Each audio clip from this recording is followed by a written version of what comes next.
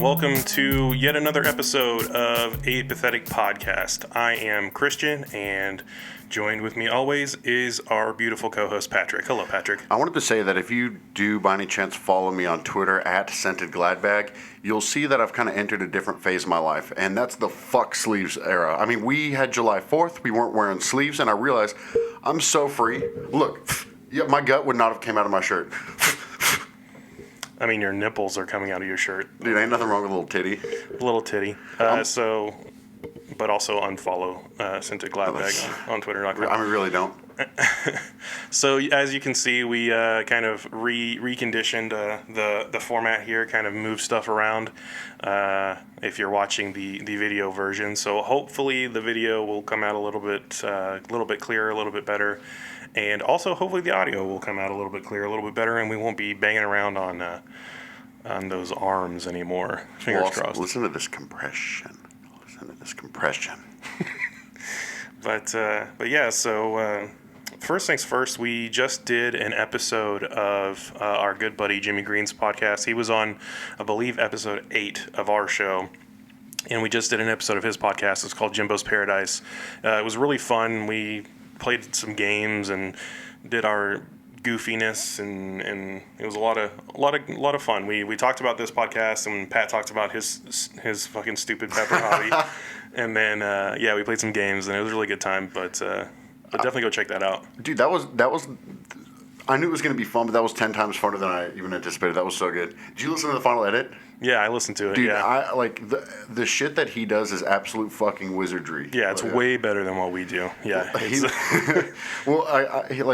He turned it around pretty quick, and there's so much production in it. And there was one part where it's like, I guess I just shot the word 90 off, and he sets off this like crazy delayed like avalanche of 90s, and it was just the funniest shit. Yeah. What's funny though is I actually got a couple of ideas from him, and I'm not really implementing any in this episode, but I do have a couple of ideas for like future stuff, and hopefully we'll actually have we might be able to have like a soundboard type deal going on later on. I'm so fucking But I have to make it first, so we'll see how that goes. But yeah, it was a lot of fun. It's actually really fun to listen to, believe it or not.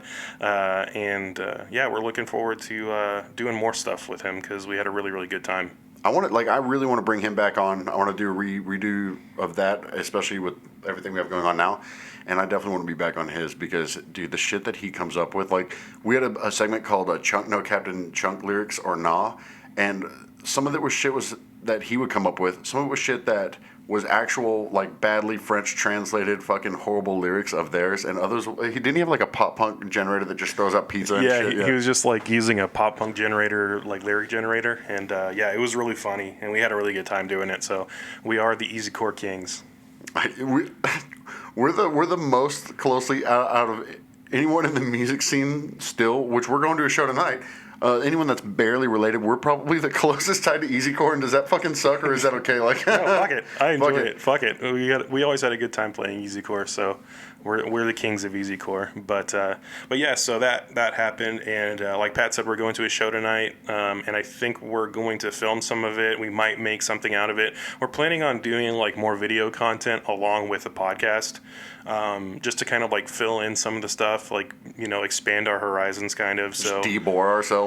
Yeah. So we're going to do some stuff, like some of it's going to be funny, some of it will be serious, some of it will be, whatever. We'll just kind of go with the flow and see what we do. But yeah, we're going to film some stuff tonight and hopefully make a video out of that. And then hopefully moving forward, we'll have more projects to release and like more stuff that you guys can watch and listen to. And like, hopefully eventually we'll be able to kind of make, like fuller content instead of just like the single podcast every week. I mean, of course, we're still going to do the podcast as normal.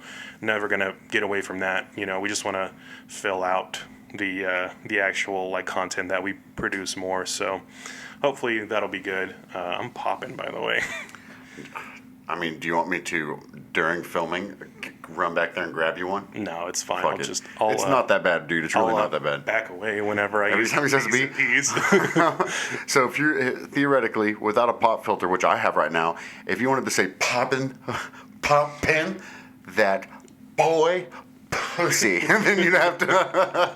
Yeah, I'm gonna have to back up every time I say poppin' that boy pussy. Dude, it's hold on. popping that boy pussy. That's so funny. Oh, that's fun. But yeah, so that's the stuff that's coming up. So keep on the lookout for that. Like I said, we're going to be releasing more and more stuff as time goes on, and hopefully it'll be all fun and it'll be good. And you can keep up with it following our Twitter at Podpathetic. Also, if you're watching on YouTube, subscribe to the YouTube channel at it's a Pathetic Podcast on YouTube. That's what our channel's called. So follow us there, and we'll get some more content going. There's actually been something that's kind of cool about what we've been doing lately, and I've talked about before how I'm really hesitant to like, yeah, I'm like the way I am around you or like online or whatever, but I'm actually usually really hesitant to like put myself out there. Yeah. So not only being more active on these platforms, but also having a reason. Like tonight, normally I'd have been like, oh yeah, maybe we'll see, but I was like, you know what, I'm gonna go to the show. We can probably do something about it. So we're gonna go see One Step Closer, which is a triple B melodic hardcore band like Half Heart 2, Electric Boogaloo, and they're really fucking good. Yeah, and there's some locals playing, some friends of ours as well, like Facing Worlds is playing, and Fist of Fury, dog. Fist of Fury as well, and they're friends of ours, so we're gonna go hang out and have a good time. Make some goofy jokes. I'm hoping that also like some of it will be like how the podcast is, where it's like half jokes, half serious, but. We'll see what actually ends up happening whenever we get there. If I'm editing it, there's going to be a good dose of comedy in there because I'm trying to. Maybe we can find a split where since I've been like, oh, okay, cool. So I show up and talk, and you do everything. Maybe instead we can find a balance for all. And I'll try to not make everything fucking stupid, but maybe I can help out with some. Like I really want to make some. I know I'll have a lot more fun if I'm actually making videos. And I got Adobe on my Mac, brother. Hey. Yeah, but it's gonna be fun. It's gonna be entertaining. I'm excited for it. But as far as today goes, today is actually gonna be a little bit of a more serious episode, just because some of the stuff that's been going on this week. It's kind of hit a little bit close to home, and it's got the juices flowing for me, like, just thinking about some things, and I definitely want to get Pat's, riffing off of it. I haven't told him what we're talking about pretty much this week. So. I showed up like 10 minutes ago. Yeah, so I'm interested to hear, like, your reactions and stuff, and your thoughts on some of the things that we're talking about. But the main thing, the first thing that I want to really kind of get out of the way, because it's gonna rile me up a little bit just even talking about it. But if you're paying attention to the news at all this week, you would have seen that that TK-47 kid did get convicted of murder, and in my opinion, that's awesome. I hope he gets the maximum, because I actually, unfortunately, the kid who he was involved with killing, I used to play hockey with him when I was younger. So I know him from when I was a kid. And, we weren't like best friends or anything, but, it's just like one of those things that we played together for so long. And like when I was a kid, I was playing hockey every single weekend, and he was there. His name was Ethan. And he like really, like, seriously, from the time we were like 9 up until like 15, I was playing hockey with him. And like our parents know each other, and like, it's just one of those things that like I knew him pretty well as a kid. And like when that whole thing first went down, like when I heard about it, I was just like pissed, like I was just like upset, because like the whole situation is fucking stupid. Because basically what happened was, this fucking TK kid and a couple of his friends decided that they wanted to go rob the house that Ethan was living in with this other guy. They weren't even going after Ethan by any means. They wanted to rob the other guy that lived there, and Ethan just happened to be there. And like the other guy got shot, but he survived. But unfortunately, Ethan Walker is his name. I forgot to say his last name. Ethan Walker. Unfortunately, he did get shot, and he did pass away.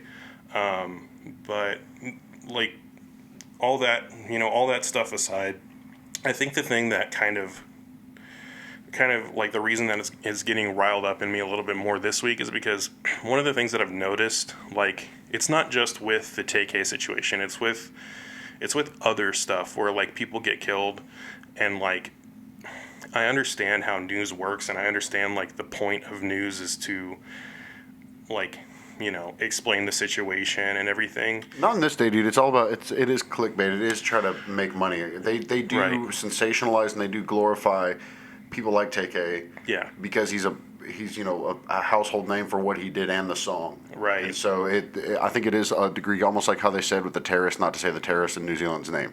Right. Right. I think that's fucking stupid. Like, I don't know. I think like the thing that bothers me is that even if we're not saying the killers' names or whatever, I think that's fine. I think that's kind of like a step in the right direction. But I feel like what kind of bothers me, and part of the reason that I came to this conclusion is because there was another situation, which also, if you're watching the news, you would have heard. This girl. She got killed by this crazy dude, and he put her body on Instagram. So it got like this huge news following because he put it on Instagram, and it got swept up in the news, and she was. Dude, I've heard so many terms for it, but like micro creator, or like a smaller basically doing what we do. She was like she was what. And I don't want to use this term in any way derogatory, but she's like an e-girl totally. But right, I heard that term too. Yeah. Did you see the pictures? Honestly, no. I've seen them. No. Because I have a morbid curiosity, especially when people post the crazy stuff on social media, which makes me part of the problem. Yeah. But yeah, man. And sorry, you keep going. I've got a lot of takes on this shit. Right. Yeah. And I think like the point that I got to was. And the reason why I got so upset was because I was trying to look up information on the girl, not the, like I knew enough about the whole situation, how she got killed and everything, but I was just trying to find stuff like about her. Like I was like, her name was Bianca Devon, and she was 17. That's what I was able to find, and then that she was an e-girl, and that was like all the information I could find on her. I wasn't able to find anything out about like. What she was about by any means. I couldn't even get like a synopsis of what her e-girl persona was. Like, and that's the thing that I think pisses me off. And like, I want to say that I don't blame people for not wanting the information, but I feel like as a journalist, and you fucking go to school for all this time, and whatever, you're a distinguished professional, I feel like it should be your responsibility to, at minimum, if you're gonna talk about the fucking murder, dude, give the person at least a paragraph. Like, at least that's the least you can do, is just say like, hey, this girl was 17, she was a happy kid, like she was gonna do this and she was planning to do this and this, she was into this. Like, it's not that hard to incorporate that information.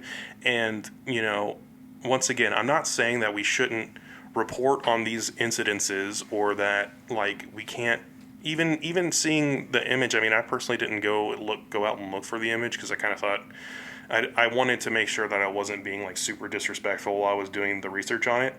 But like, dude, I don't think, as long as you just take a fucking second to like explain this was a person and she had thoughts and feelings, and same thing with Ethan, like he was a person who was a good person, like with Ethan, there was a decent amount of information about him, but I mean, like, even just basic explanation, like when I knew him, I knew him when we were kids, and like he was always like a fun, like goofy kind of kid, like he always liked to joke around and like have fun, and like he was really serious about hockey, but like in between playing, he was like the type of kid that you can just like goof around and have fun. Like he would fit in well with us, basically. And like, you can't find that fucking information unless you go like, you have to talk to his friends, dude. Like literally, like right. But if I feel like as a reporter, no, that's what I mean. Like the only way that you would find that information, unfortunately, is if you go talk to people that were close to him. And for the record, I didn't know him. This guy was Mansfield crowd, but half my friends knew this guy, and they only speak highly of him. Right, yeah, and he was a great guy. But like I said, like, if you're a reporter and you're going to go get these fucking quotes anyway, which that's what they do. They go around and they talk to people and get quotes and get information. The least you can fucking do is be like, hey, last quick question. What type of a guy was he like? What was he into? Once again, I understand that you have to report the situation because that is what the story is, but it's not hard to just make sure that it comes across that this these victims in these situations are fucking people. They're people. They're human beings like you and me. They're fucking people. They had feelings. They had hopes and aspirations. You know, that poor girl was fucking 17 years old. Those people had things that they loved. And Exactly. I think, like not to cut you off at all, because I want you to keep going. Yeah. But I think that if anybody watched recently, Shane Dawson did a documentary with Eugenia Cooney, who had a really bad eating disorder, and was basically just people.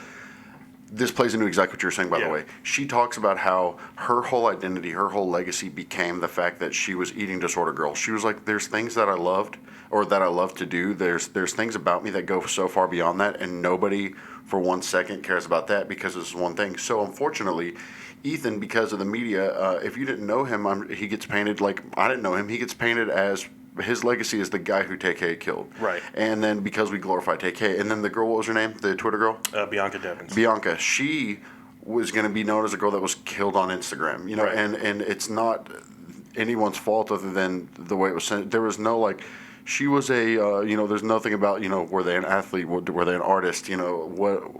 Dude, just even Their basic, legacy. like, yeah, even basic fucking, like Ethan was a goofy guy, like, Ethan, he was a goofy kid when we were kids. Like, Well, they choose their gravestone for them. They choose their epitaph for them, basically. exactly, Yeah. and it's like, I was thinking, like, you know, there's always, like, some form of, like, in memoriam for people like that, or, like, you know, they'll have, like, a picture and it's RIP, but it's like, if that's all it is, it's like having a statue with no story behind it. You know what I mean? It's like those statues that are like dilapidated and you have no idea what the fuck is going on with the statue. Like, at least have a fucking plaque with it. You know what I mean? Like, it's not hard to give that side of the story. And I think another reason why I was like getting so heated about it is because, like, you know, we were talking about the fact that these victims are people.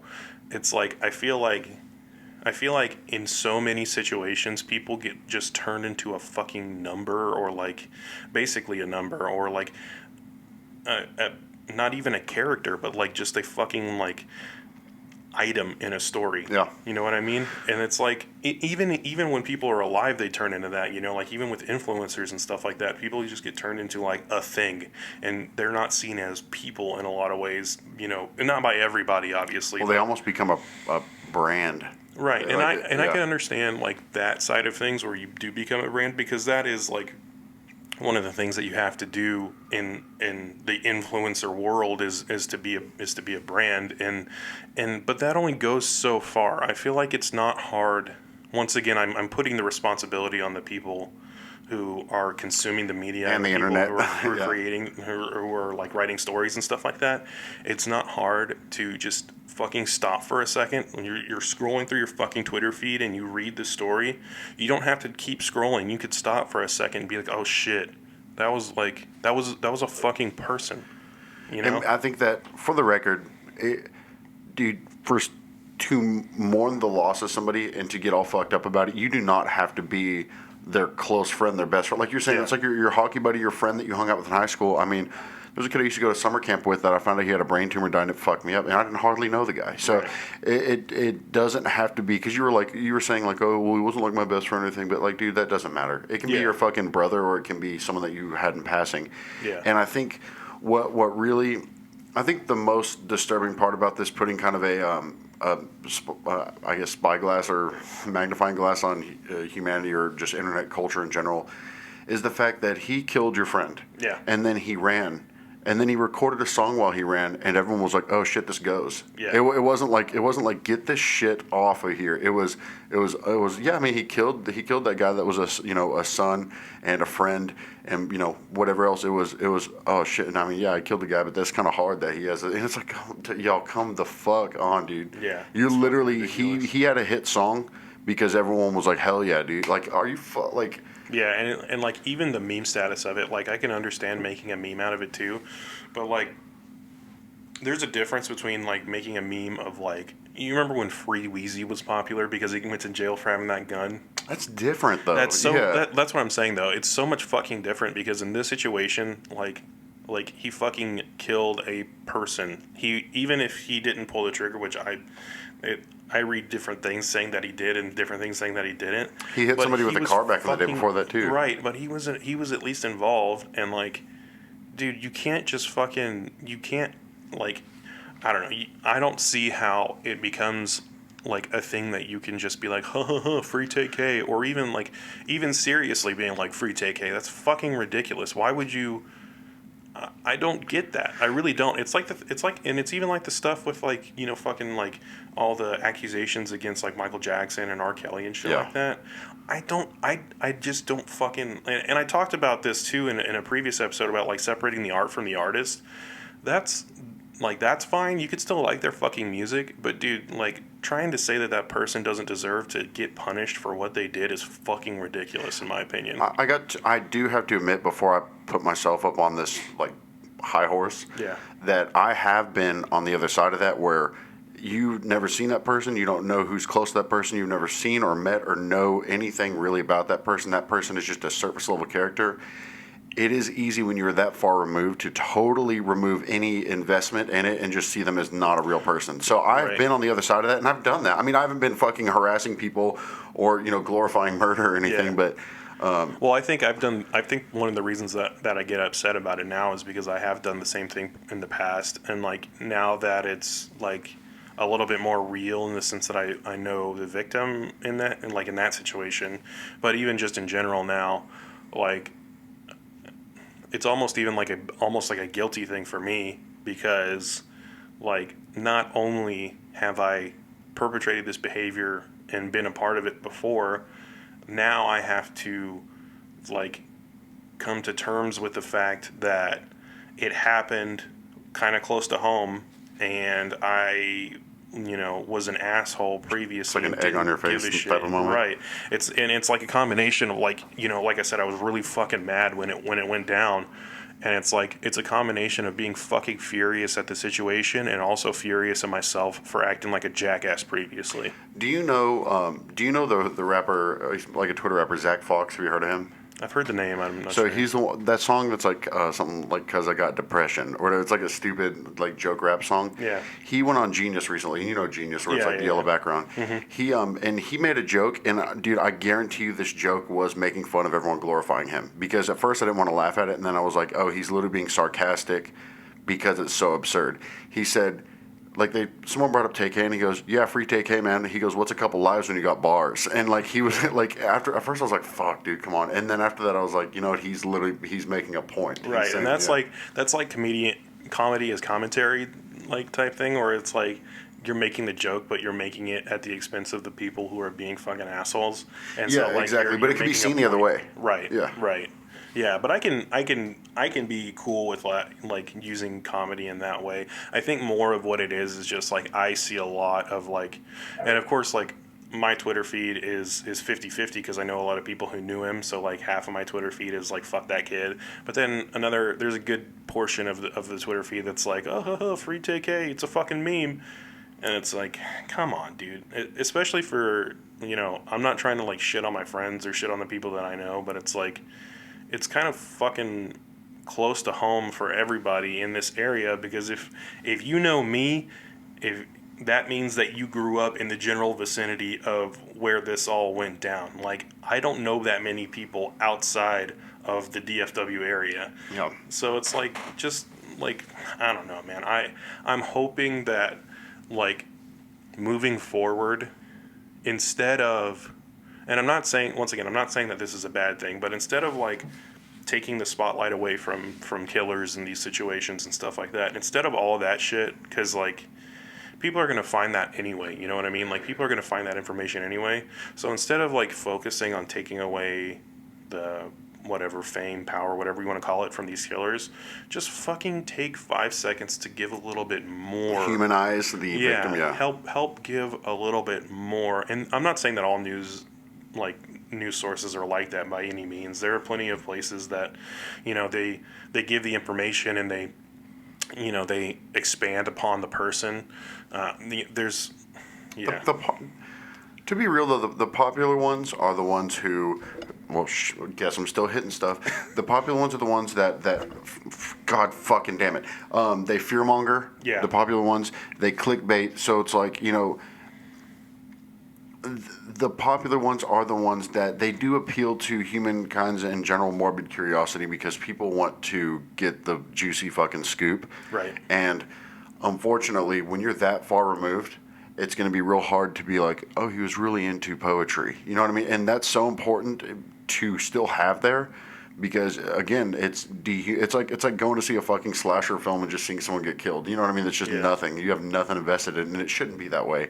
Right. I think I would like to know. Like, I wish I could go back in time and talk to someone like from 40 years ago. I mean, not in a racist manner, but talk to someone from 40 years ago about how it feels when someone that you don't know dies. Because now I feel like we are very numb to that, because every bit of news is at our fingertips. Dude, I've even been numb to people that I've known have died, you know, like in lesser situations.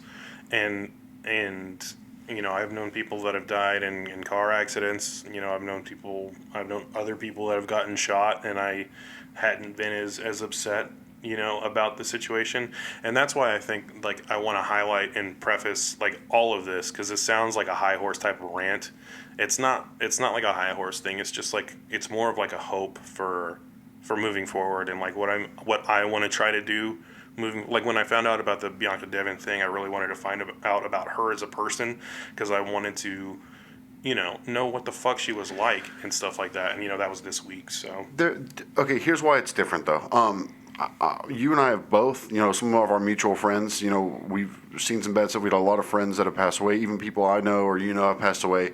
The difference is their funeral is about their legacy. That's not on TV. They might have an obituary in the newspaper that talks about what kind of person they were. That actually happens. But once it becomes, like in Ethan's case, it was, yeah, here's the guy he killed. Anyway, take Hay, you know, and it's like, it's different, because you get the good side of that when, like when my friend Manzo died, you know, it was this big funeral with hundreds of people there, or like even our friend Andrew, you know, like it was all about who that person was, and it was celebrating their life. Right. And, I mean, that goes outside of religion, by the way. And then it's different when it's a news story, dude. It's 100% different. Yeah, and yeah, that's definitely like for like, if you're listening and you're getting offended by what we say or whatever. This is a lot more pointed towards like the news side of things, and like even social media. But no, it's like, definitely social media for me. Like, fuck Twitter, dude. Yeah, Twitter. Are you fucking kidding me, y'all? Like, Twitter's rough, but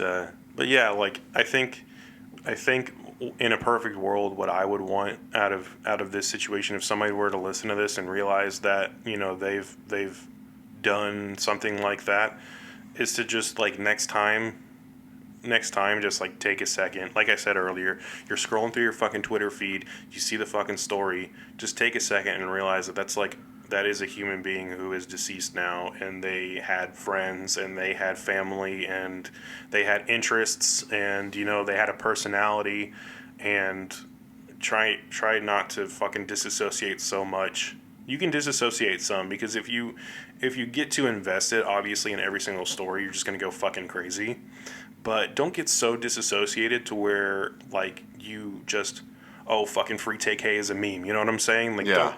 don't get so disassociated from it that you know, you say some shit like that, and then, you know, you basically, you're being an asshole about it. I think what you're doing here could help, though, because it is, in a way, it's almost like an impact panel where, like, you don't realize, like, you know, like, say someone gets arrested for drunk driving, they might have to go to like a victims impact panel where they hear from people who have been affected by it.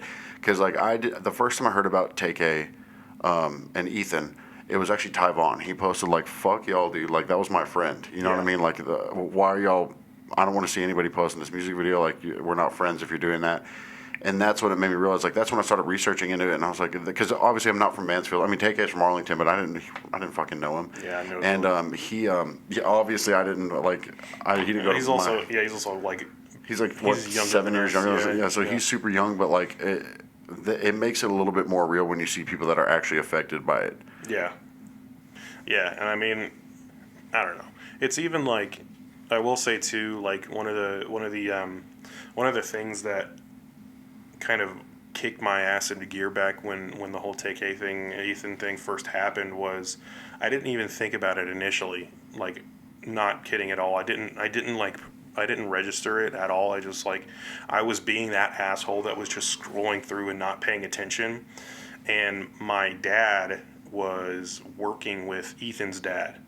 And yeah, and so like he came up to me and he was like, oh, you remember Ethan? And I was like, yeah, I heard about what happened to him. And he's like, yeah, I saw his dad today, and you know, they're they're working through it, but you can tell that it's hard on him. And I was like, fuck, dude, because I remember his dad. Like I saw, like once again, I played hockey every single weekend. I played on Saturdays and Sundays. Ethan was almost always there. We were on teams together. I knew his parents, or his dad specifically, really well.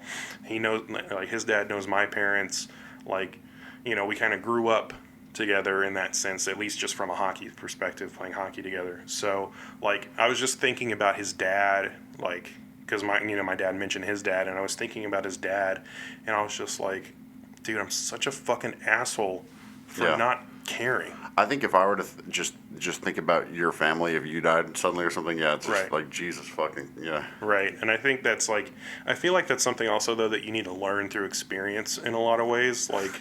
I think about stuff that we laughed at when we were younger, not us specifically, but like me and everyone else, like really insensitive shit, because I feel like for me, especially part of me going through some shit really changed my perspective on stuff that, dude, like nothing is real when you're fucking 19, when you're fucking, even when you're like fucking 21, 22, usually nothing is like fucking real.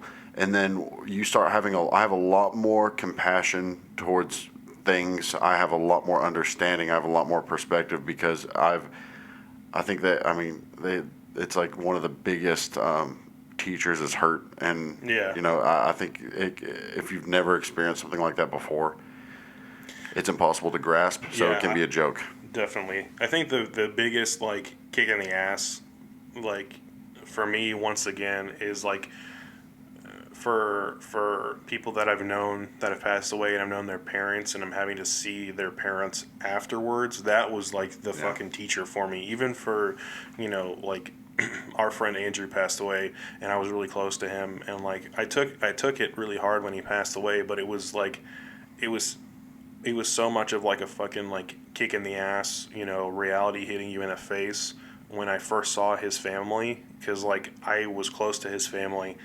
And dude, it's such a fucking, it's literally like being punched in the stomach when you fucking first walk up and see somebody who you've literally walked into their house a million times, smiled, hugged, had everything like great. But you haven't hurt with them yet. Right, and they're just fucking weeping, and you have to just be like there. You know what I mean? It's a rough situation, but I am thankful for stuff like that, because it's good to have that.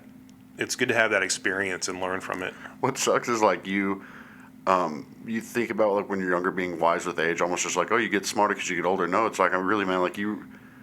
Like, it's different when you like experience something. Yeah, and what sucks about that is like it does make you a wiser person, in some ways a better person, a more understanding person. But it's like, dude, there's so much that, like, dude, it's like it's almost even hard for me to talk about, because I start feeling things for people, and like not to dip into the like you. Just going through some shit, man. Like it really changed your perspective on things. And actually, in a little bit, I want to talk about the Eugenia Cooney documentary as well, because we already related to that. But the biggest thing, and this isn't about me. I'm not relating it to me in general specifically, but I think what we're talking about, what sucks about the only way to gain the right perspective and to be the right understanding and right level of compassion is to go through some fucked up shit. And so it's like I try to say, maybe this person's 20 years old and never has known anybody that's died. Maybe they've been, lived a sheltered life. Maybe there's things that's not their fault. Maybe one day, even stuff now I look back on, I'm like, dude, what the fuck? And again, not just making it about me, it's a lot of people, it's like, I didn't know, it was so, shit is not real until it gets real, so it's like, especially with that, I could see how much it could be hurtful to you, because like Ethan you knew him, that was a person that you had a literal connection with this person, but a kid from Indiana who's just on the internet all day, never, been in an accident, never been to the hospital, never been arrested, never had somebody die, that's not real to them. And I guess I just kind of starting to realize that thinking about it. Yeah. Because I'm thinking about the way that I approach things, dude, even from 5 years ago, so fucking different. Like the battles that we have learned to pick in life have come from like, dude, there's such bigger fish to fry. So it's just it's funny to think about. And I'm kind of going on a rant, man, because that kind of touched the spot with me, man. It's tickling the brain a little bit. Yeah, man. I'm not trying to actually defer at all from the TK thing at all. No, fuck that, from the Ethan thing at all. I'm not trying to defer from that, but it's just kind of interesting because now this is really weird to be on tape doing this, but I'm having a lot of weird self-realizations on a podcast, and it's kind of making it hard for me to talk right now. But yeah, sorry, man. No, it's cool, man. Actually, what, is there anything else you wanted to say on that topic? Rest in peace, Ethan, man. What's his last name? Ethan Walker. Ethan Walker, rest in peace. He's a really good kid. I mean, like I said, I really just think part of the reason why I wanted to talk about it is just like at least put it out there, if somebody watches it and at least can be a piece of consideration for somebody, then I'm happy. You know, I don't want to sit here and like wag my finger at people and like try to condemn people, even though that's totally what I was doing earlier, because I was just when you're hurt by it, upset. it's easy to put yourself on the high horse, but you have to think about when you've been on the other side. Will you flip the fucking silent switch on my phone? I'm sorry. Yeah, but I was saying, sorry, that. I'm sorry, y'all. My phone was going off. No, it's all good. But yeah, the thing that I really I wanted to talk about this because, like, I just want that perspective to be out there, because once again, we can understand the perspective because of the stuff that we've been through, but there are plenty of people who have not been through that stuff, and that's fantastic. I hope you never have to go through that type of stuff. Man, I've never had a friend that was killed and put on the news. I have no idea what it's like for you. I don't want to put myself in your ballpark because I have no idea what that's like. Right. And you know, once again, like I said, I wasn't like best friends with him, and like when I think of Ethan, I think of the kid, goofy kid that I played hockey with, that, you know, I would just skate around with on Saturdays, and you know, the kid that I would go talk to. He played goalie for a lot of the time that we played together, so I would just like go like sit back there and talk to him, you know, while he was like at the goal and stuff like that. And so like that's the kid that I think about and the kid that I remember, and I remember fondly. Right, I remember fondly. So, you know, for if anybody listens to this who knew Ethan and knew him more recently than I did, just keep in mind that is who I'm thinking about, and that may not have been him, you know, at the time that he passed away, but he was that person to me, and I think that I will always remember him that way. And I hope that that's a good thing, you know. And I think it's a good thing. I think that's how it should. Ideally, that's how it should be. Right. And so, it doesn't matter. It doesn't matter if he was different. It's still there's no. Well, you know, like say he was kind of a jerk or there's something bad about him. There's no, you know, hey, well he deserved to be murdered and then his killer glorified. Yeah, there's none of it. Doesn't matter. Yeah, but yeah, rest in peace, Ethan. Honestly, I don't give a shit about him as a person, because I mean, I believe that, you know, you should be punished for doing stuff like that, but I don't give a fuck about that kid. I don't care that he was a fucking rapper or anything like that. You know, he can go fuck himself for all I care, but definitely rest in peace, Ethan. Ethan was a great kid. Yeah. And rest in peace, Bianca Devon's too. Once again, I mentioned the Bianca Devon story. I don't mean to overshadow, you know, the thing that I'm personally connected to with her. Well, it's a little different. Yeah. But I also, you know, to her, she was also a person, and, you know, fuck that dude for being an asshole and killing her and putting it on Instagram. It's beyond being an asshole. And sorry, there are dogs here that are barking. But yeah, like, just, you know, think of the victims. That's the moral of the story. So to get some of the kind of bummer stuff out of the way, Eugenia Cooney Shane Dawson did a documentary about Eugenia Cooney recently, and for those of you that don't know, she's an internet personality that's been around for years, and she's obviously had an eating disorder. Right. And it was one thing that she never would address. People would she was always extremely nice, smiley. She wasn't like a cussing, she wasn't angry. She was literally just nice and smiling all the time, always happy. Or is, sorry, I mean, she's alive. But, so he did a documentary with her, and was kind of talking about a little bit of, she's in a recovery process now because she finally went to get help. And during the whole thing, I noticed something that kind of struck a chord with me, and it was that no matter what they were talking about, no matter what they showed in her past videos. Even when people were like talking to her, like trick her into a conversation to be like, so anyway, you're dying, right? And just, she'd be like, oh, haha, no, I'm alive. And she's always smiling and always happy. I felt something there because I kind of, as a person who copes with comedy, and don't get me wrong, a lot of it's genuine, it's not like covering up something deep, but as a person that copes with comedy, and her having an eating disorder, obviously, I eat a lot, but it's different. It's not about an eating disorder, it's more about a mental thing. Knowing the fact that, they didn't really talk about this on there, but I could just fucking see it. The fact that she probably so many times looks in the mirror and is like, fuck you. You know what I mean? Like, dude, you are the worst ever. You're the ugly. And she's not. Yeah. She's a great person. It seems, I don't know her. But it's like something struck a chord with me because, like, when I'm in those times, like, I know that I'm, like, literally like, dude, like, Patrick, go fuck yourself. And then I'll go outside and be like, hey, guys, and it, that was really hard for me to sit there and hard to watch because I felt like in a weird way, in a different way, I related to her a lot. But she seems to be getting help. I couldn't tell if it was real or not. She looked better. She definitely looked better. But I feel like for someone like that, I feel like that she's, and I don't know her, so I can't speak for her. She seems like, so for people that have to smile in the face of anything, no matter what is being said, I feel like there's a really deep sadness there. And I feel like she doesn't want anybody to feel bad things because, she knows that feeling bad things sucks. Right. And so she has to make sure to project this big, bright smile at all times. Even when they're, like, talking about, like, yeah, what kinds of makeup do you have? And she's like, oh, yeah, it's so good to talk about, And I was like, man, I hope that maybe that really is genuinely her, and I'm just overanalyzing as someone who is weird. But I don't know. You see what I'm saying? Like, I feel like there was something that wasn't being discussed there. I felt like there was something about she still seemed very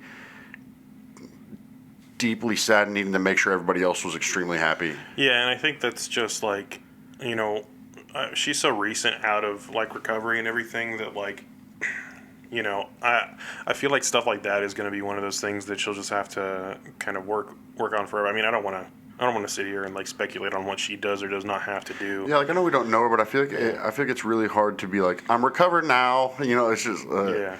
I just think that like with people like that and people like her in particular, I think that at least I'm hoping that as long as there are people around her that are like solid and like, actually genuinely good for her. I think she said she's trying to surround herself with people that are.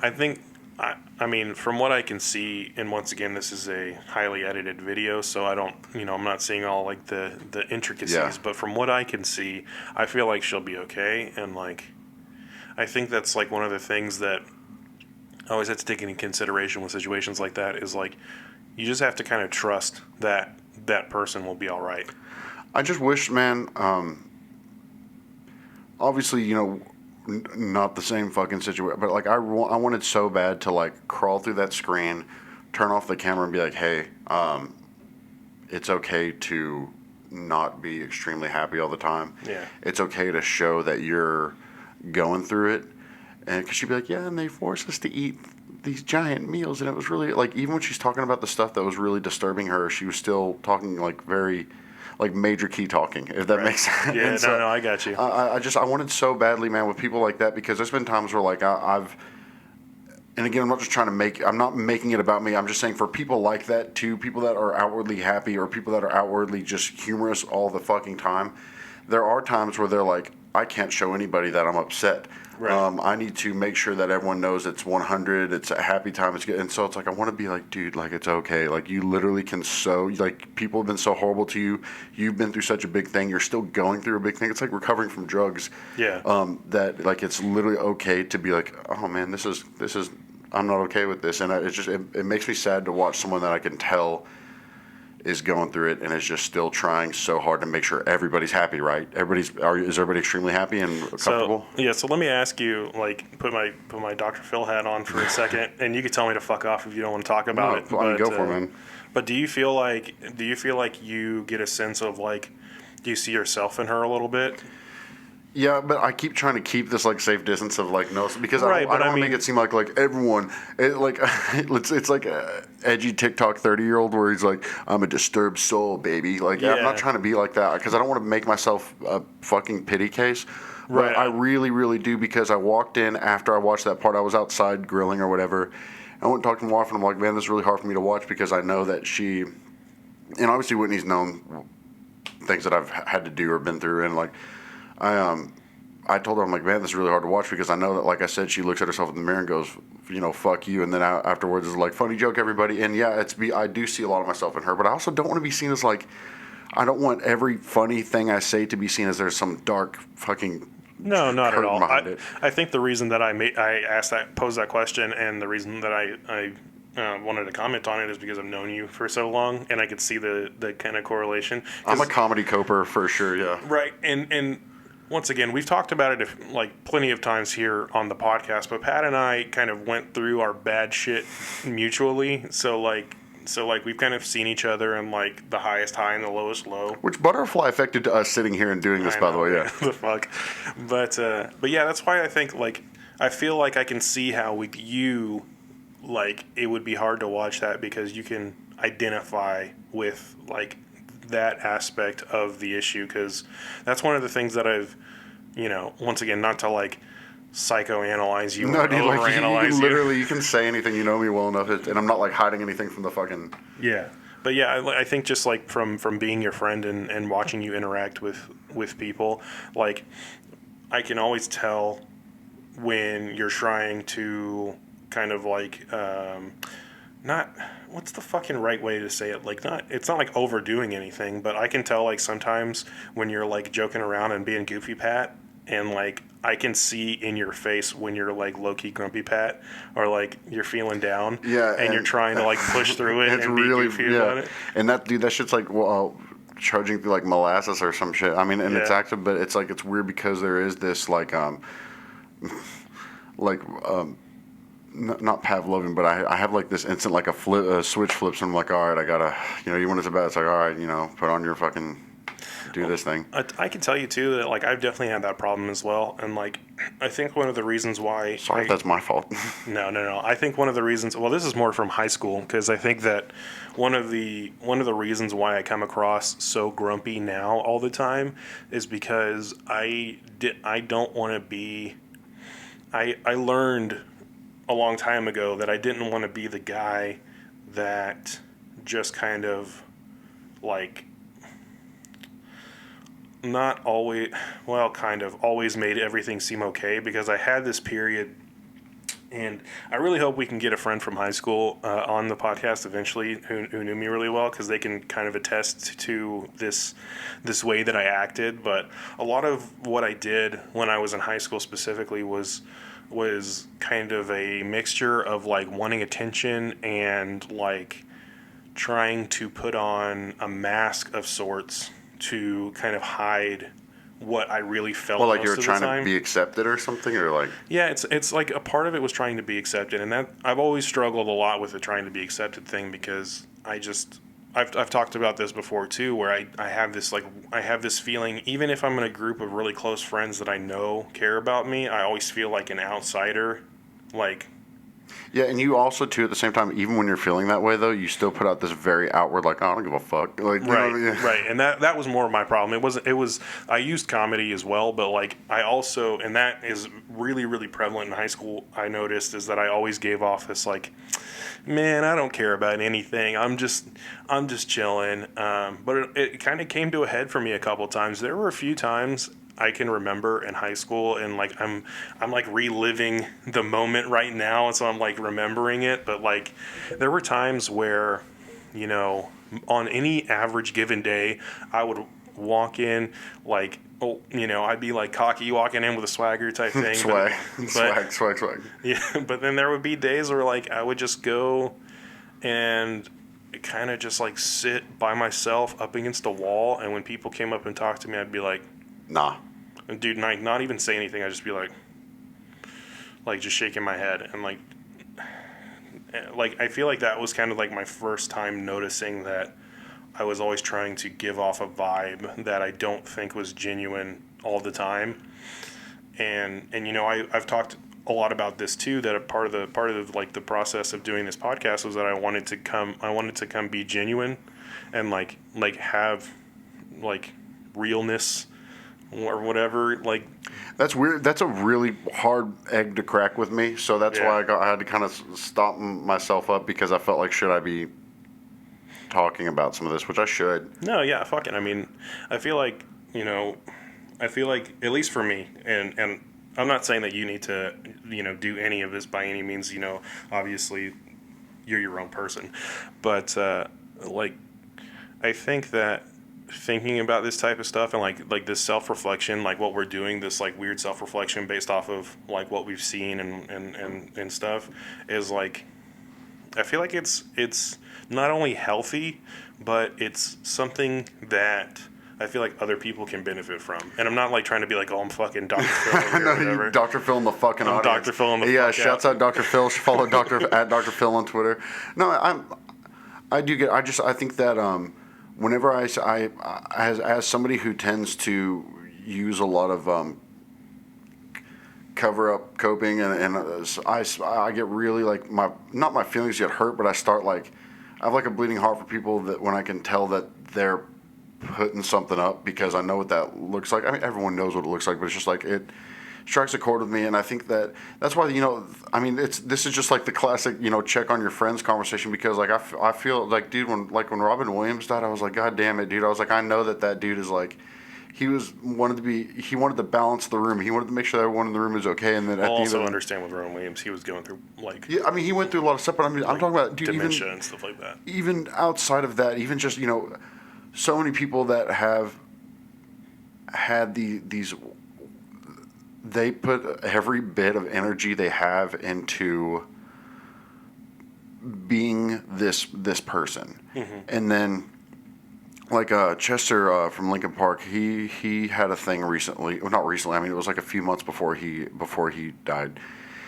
He was on some podcast, or he was on some just radio thing, and he in passing said something. He's like, yeah, I gotta make music because, you know, when I'm by myself, he said it very in passing. It wasn't like a focusing on it. Like the conversation changed, like it just flowed naturally. But he was like, yeah, because when I'm by myself, it's just a really scary place to be. And I think that people might be like, oh yeah, you know, you're tortured soul artist, but I don't think people sometimes realize how like weird shit can. I mean, a lot of people realize it. I'm not trying to marginalize or.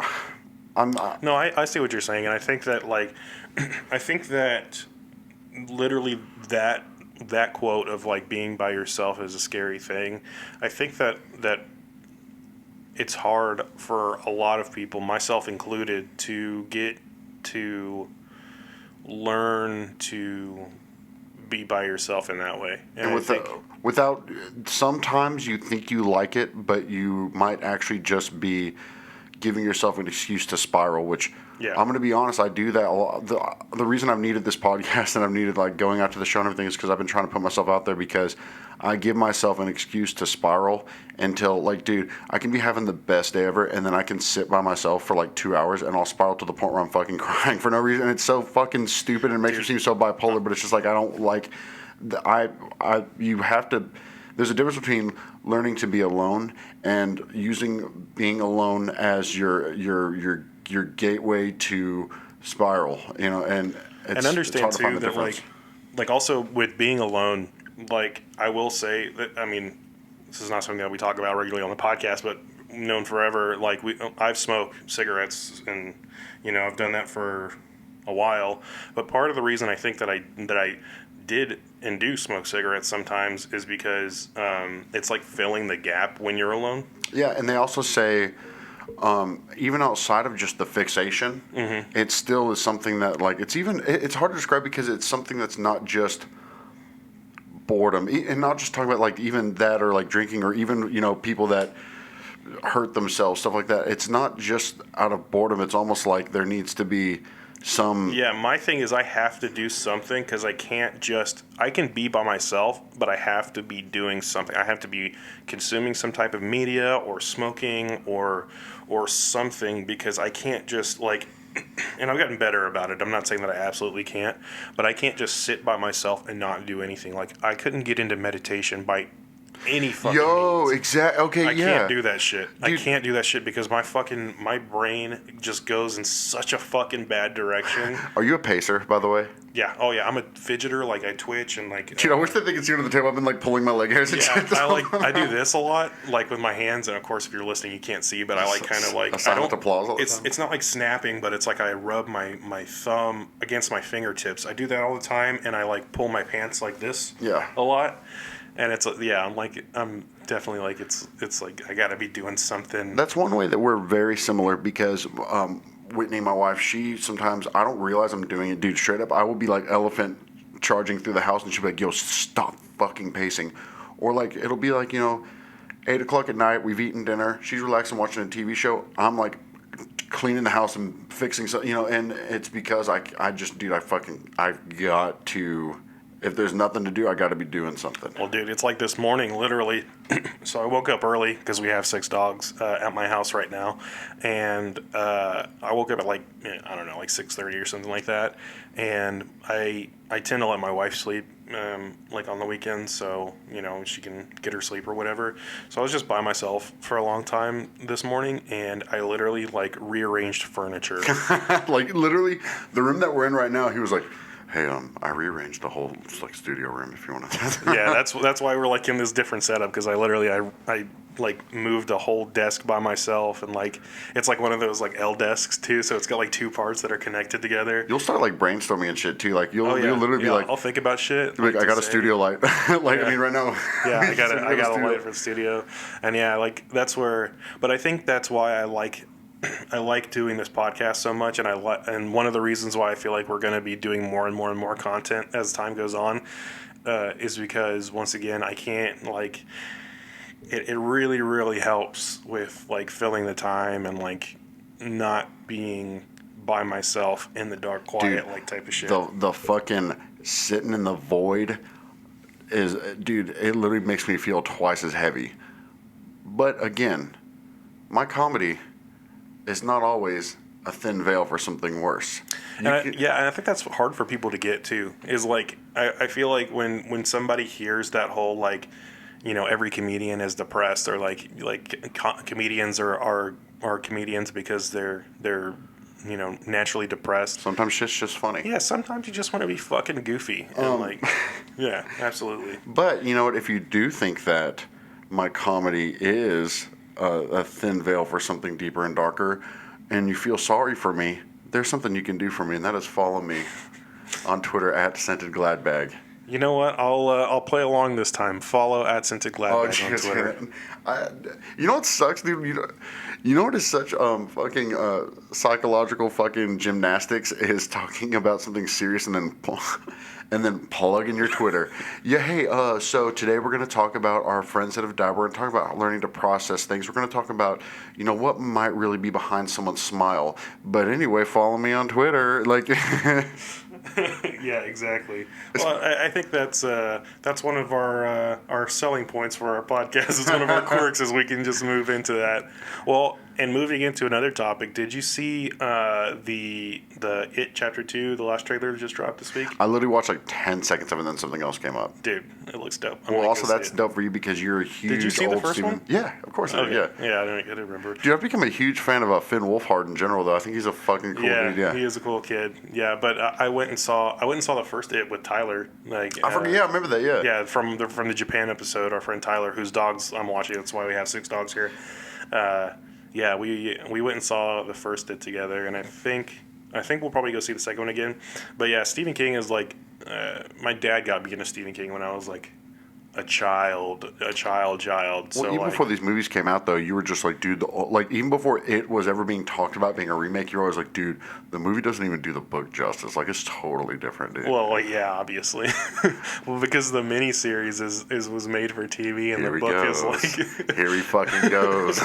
Well, the book is just so much more like horrible and violent and just insane, and then the miniseries was like, here's Tim Curry being really creepy and everybody else being really campy. if anything comes out as a miniseries, like, dude, you can make I could hear right now that a miniseries is coming out about my favorite thing and my favorite anything, and I'm gonna go, oh yeah, it's gonna suck. Well, there are some that are good. I mean, I like the It miniseries, and I liked The Stand, the miniseries, the Stephen King. You never saw that one? No, it had Molly Ringwald and Gary Sinise in it. I mean, maybe I did, but I'm talking like the miniseries concept in general, and it also it happens a lot with Star Wars things, but those are more canon. That's different. Yeah. But if something's a miniseries, it literally just means I'm going to get a little more cash out of this. So usually, sometimes it's an artistic integrity type of thing, but most of the time it's like a great quote.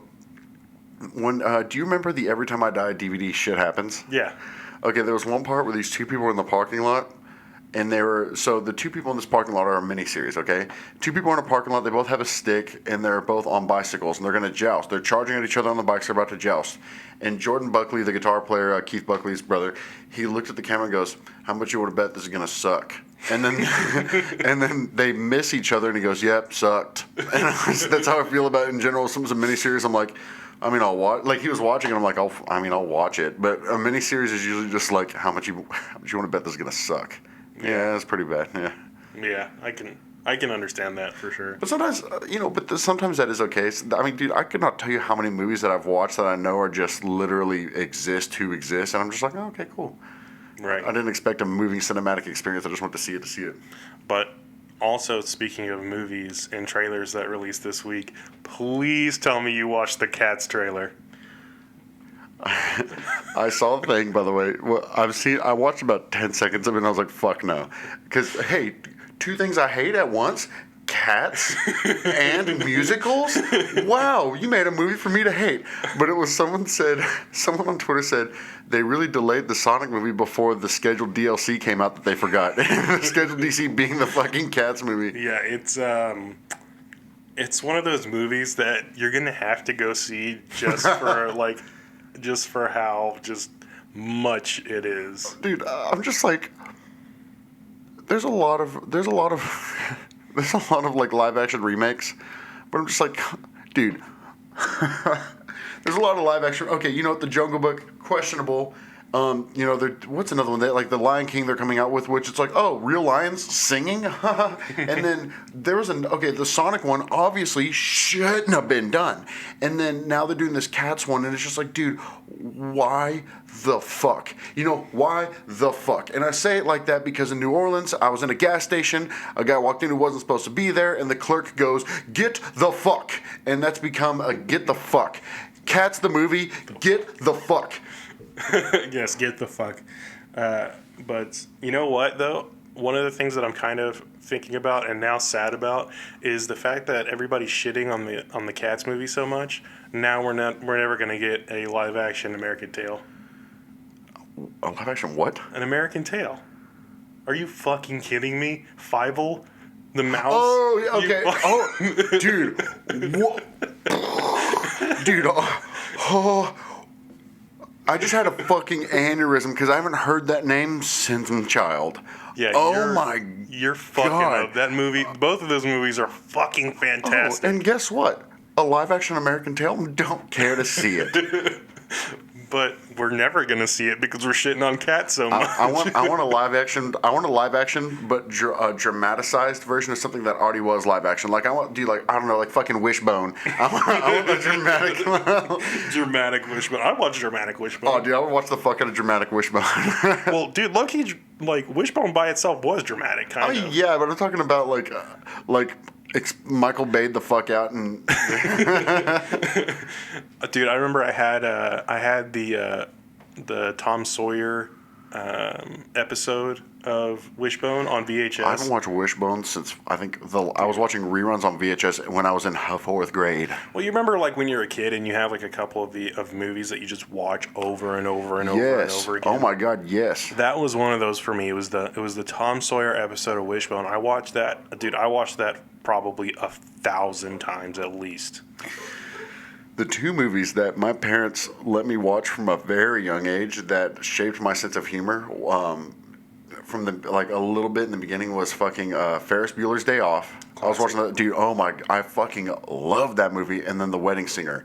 And also say what classic. You will about Adam Sandler, The Wedding Singer is my favorite movie. It's such a good movie, dude. I was talking to someone at work about this. They were like, oh, I mean, I don't really like Adam Sandler. And I'm like, watch The Wedding Singer. He's like, oh, I've seen their old stuff. I didn't like Billy Madison. And I was like, listen, it's not fucking Billy Madison. The Wedding Singer is a masterpiece. The Wedding Singer is amazing because the story is dope. The comedy is solid. The songs are awesome. Dude, the songs are amazing. Fucking George, fucking Cox, Alexis. Alexis Arquette. Alexis Arquette, sorry. Yeah, it was her brother that married Courtney. Yeah. And fucking Billy Idol's in it. Like Billy Idol's so like a character in them. Dude.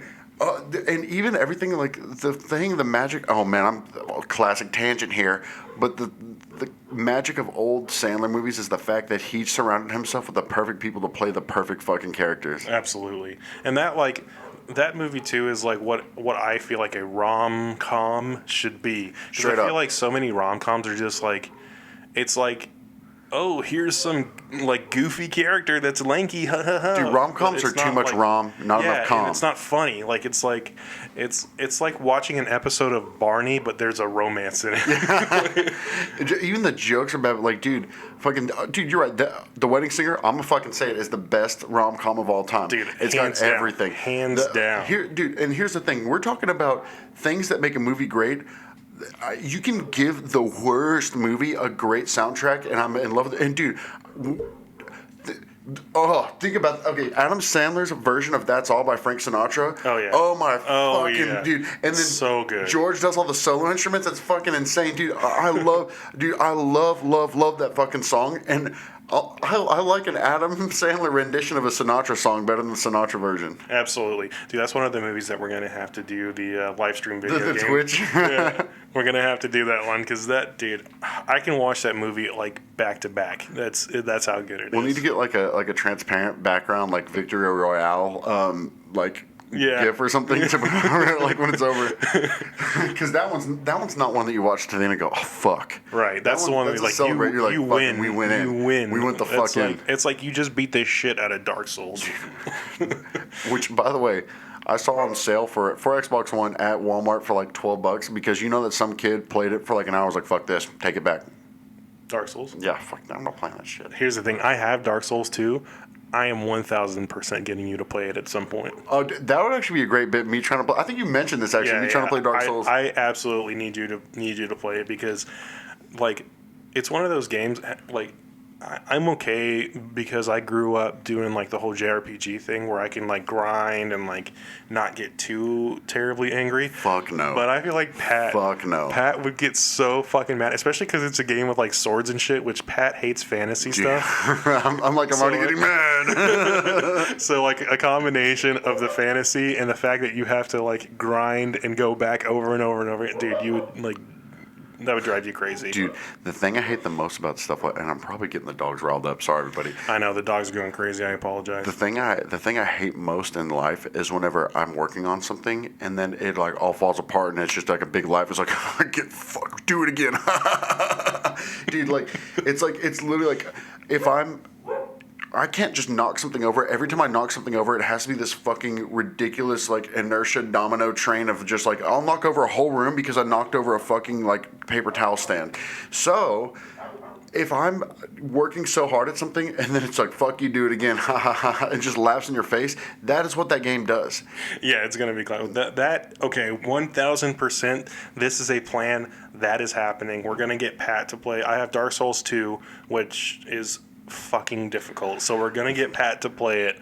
We'll stream it and we'll tweet out to everybody who wants to watch it. Just follow our Twitter at podpathetic because this 1,000,000,000% is happening. Dude, what if I effortlessly beat it? What if I just Here's the thing, you're literally gonna get to the first part, like the first time that you face anything, and you're gonna get demolished in one hit and just lose your mind. Dude, and it's funny because like games like that are supposed to be hard, but I remember I would play like Halo 3 and get killed and be like, oh, he's modding, you know, and it's like Yeah, because you've never played any of the Dark Souls, right? Or No, Bloodborne or fuck anything? no. Nor would I ever. Fuck yes, dude. Unless I'm it was so for a excited. bit, dude. I'm gonna be and literally. That sounds like this big funny thing that's gonna last a long time. No, I'll do it for 10 minutes and be like, I'm done with this shit. I'm so excited for it. That's definitely happening. So keep an eye on that. I think on that note, though, we can go ahead and probably shut down. The dogs are going crazy anyway. So, but yeah, that was a deep and then entertaining, funny episode. I mean, it had a lighter ending, but there's a couple things I wanted to say. Tonight we're going to go see a melodic hardcore band that I like a lot called One Step Closer. They're on Triple B Records. Two of our great friends are. I'm hoping I'm not forgetting some other of our friends' bands that are opening, but I'm not going to look it up. But I know that Facing Worlds is playing a lot of good friends of ours. A band called Fist of Fury. More good friends of ours, and dude, it's going to be an awesome show. We're going to go out there tonight. We're going to film some video out there tonight. I'll probably throw something together about it, and I got to find a fucking crab leg to buy somewhere before we get there. Yes, but that's necessary at this point in life. And that's a meme for another day. Yeah, that one crab leg that'll be like the 90-90 episode. Yeah, that is definitely a meme for another day. But yeah, we're going to do that, and like I said, we're doing more content and stuff. So we're going to start doing the streaming. We talked about the streaming for like 4 episodes and haven't done any of it, but now that we actually have plans for it, we'll start doing that. It's a little bit, especially remotely, it's a little more complicated than you would think. But right, yeah, I think we'll talk about it more, but I think that we can like square out a plan for it now. So we'll start doing that, and we'll do like more videos and stuff like that, and maybe we'll do like mini-sodes here and there, like if we're just like with somebody that we want to talk to for a minute, we could do like mini-sodes and stuff too, but all that is like in the future, like stuff that we'll get to. I did want to mention too, if you're listening to / watching this now, we are going to be on the new posting schedule now, which we're going to go ahead. We're still going to do the audio on Sundays, so that'll still happen if you care to watch. But the video we're going to do Mondays, and that's just for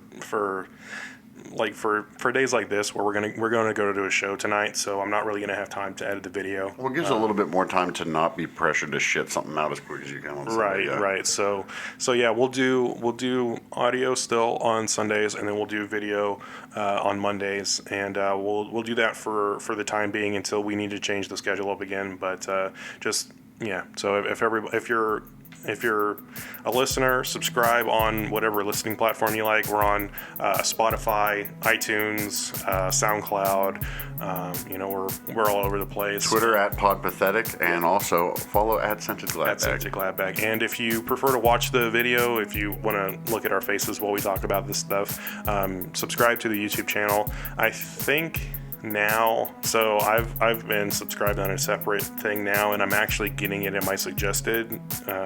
I wasn't previously getting it in my subscriptions. Been getting it in my suggested. See, I never did, so hopefully now it'll be. But if you want to stay up to date with it, just subscribe. I think you still have to do the stupid notification bell thing, but do that. And like I said, the schedule's changing, so now you can keep up to date with us. All right, well, 90 and 90. Got some chores to run. Yeah, let's do it.